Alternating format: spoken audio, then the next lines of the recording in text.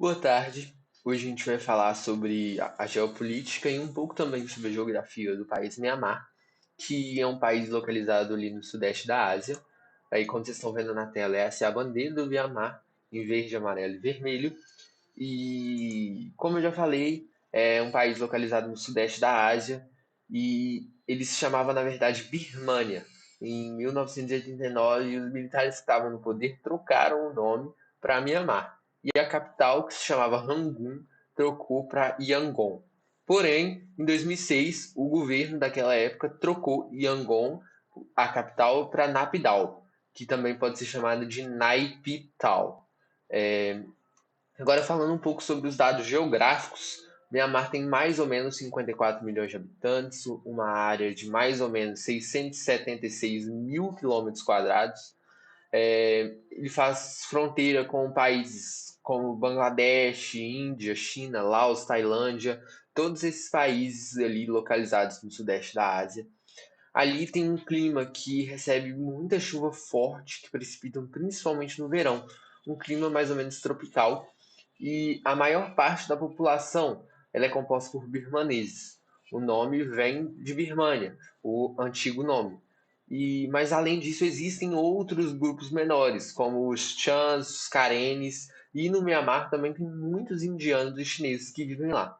O idioma principal de lá é o birmanês, também derivado do ex-nome do país, mas, como eu falei, existem outros pequenos grupos que possuem esse idioma próprio. Falando um pouco mais sobre a cultura e a religião do povo do Mianmar, lá tem uma população que, em maior parte, pratica o budismo, porém, lá tem um povo conhecido como Rohingya e alguns outros povos derivados que seguem o islamismo. E mais ou menos 70% da população ali vive numa área de zona rural. E metade da população do Mianmar, ele trabalha na agricultura.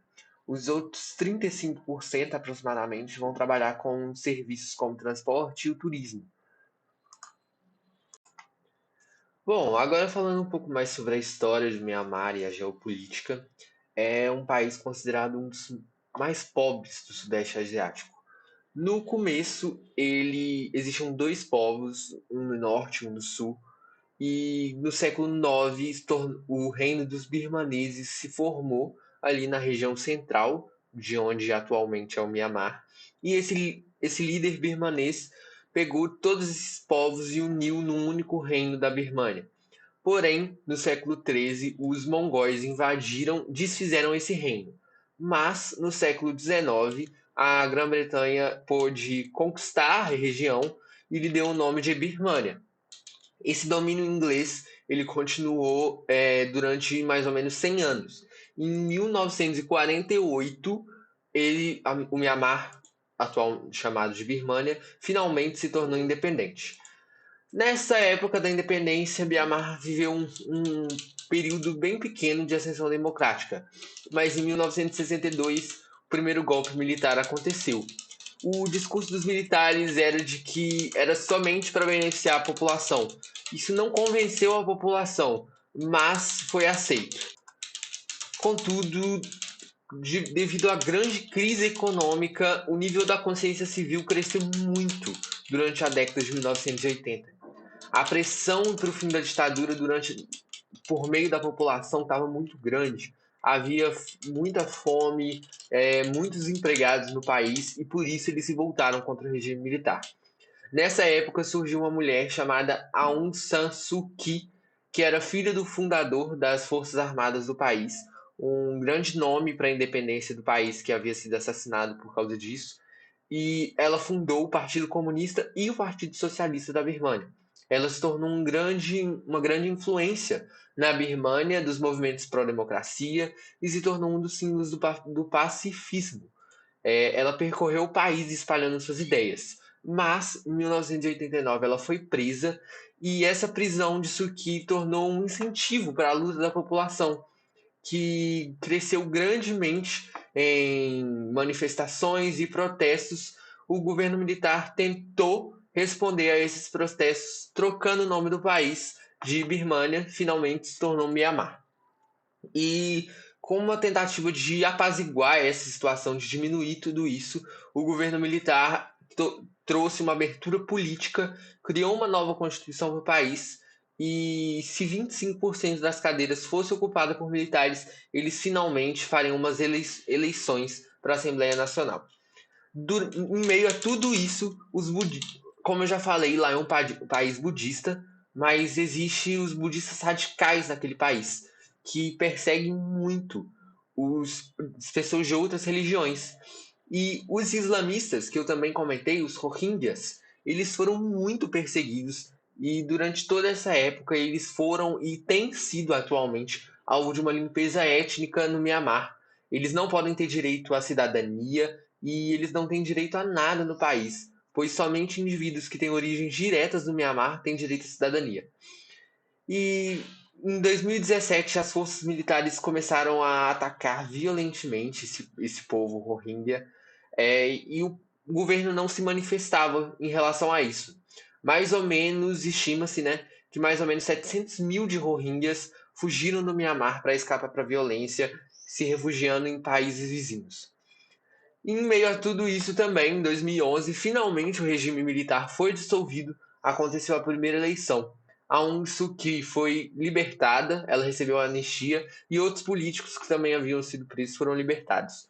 Em 2016, a Suu Kyi finalmente se tornou, Suu Kyi está representada aqui nesse desenho, a mulher em frente ao militar na bandeira.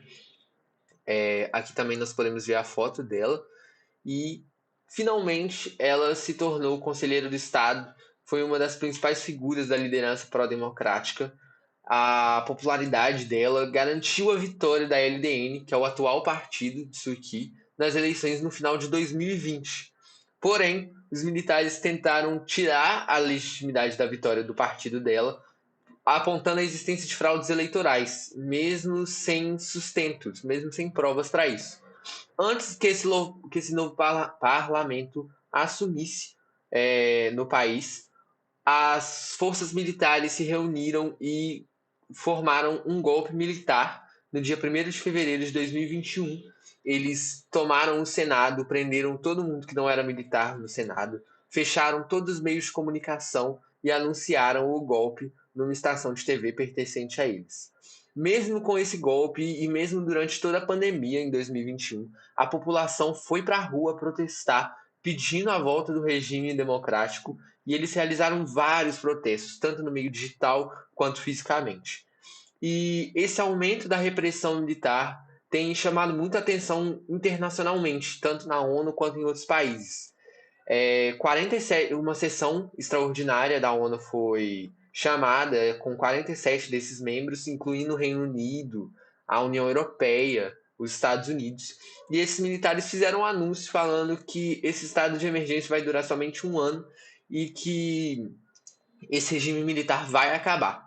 Mas até hoje não tem uma resposta. A falta de posicionamento desse governo permanece.